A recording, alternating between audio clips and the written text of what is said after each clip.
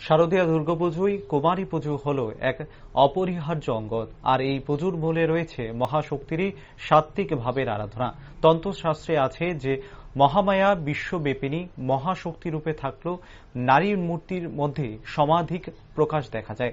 নারী মাত্রই দেবীর অংশের জন্ম, তবে অবিবাহিতা শুদ্ধ নারীর মধ্যে মাতৃত্বের শুদ্ধ চেতনা অত্যন্ত প্রেম বেশি লক্ষ্য করা যায়। এ কারণে কুমারী পুজো করা হয়। সাধারণত 2 থেকে 10 বছরের মধ্যে মেয়ে দিয়ে কুমারী পুজো অনুষ্ঠিত হয়। রবিবার মহা অষ্টমীর পুণ্যতিথিতে এডিনগর জনকল্যাণ সঙ্গে কুমারী পুজো সম্পন্ন হয়। মৌসুমী চক্রবর্তী 9 বছর বয়সী মেয়েকে কুমারী পুজো করা হয়। বাবা রাজীব চক্রবর্তী, বাড়ি উদয়পুর কাকড়াবনে।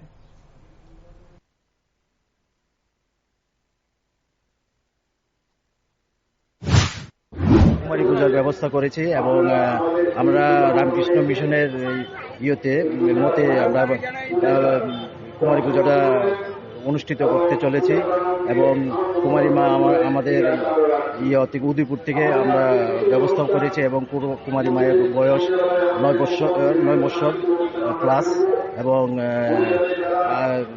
আমরা বিভিন্ন থেকে রামকৃষ্ণ মিশনের এই দিয়ে ব্রাহ্মণ দিয়ে পূজা অনুষ্ঠিত করতে চলেছি।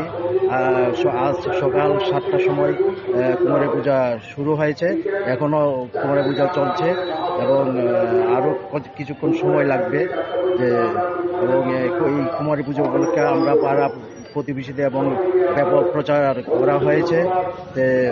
কুমারী মায়ের বয়স কত? 9+ বলেছি তো, 9+ বলেছি যে। এবং কুমারী মায়ের নামটা কি? নামটা জানি কি তো, এর নাম মৌসুমী চক্রবর্তী, বাবার নাম রাজীব চক্রবর্তী এবং ওনাদের বাড়ি উদয়পুর কাকড়াবন।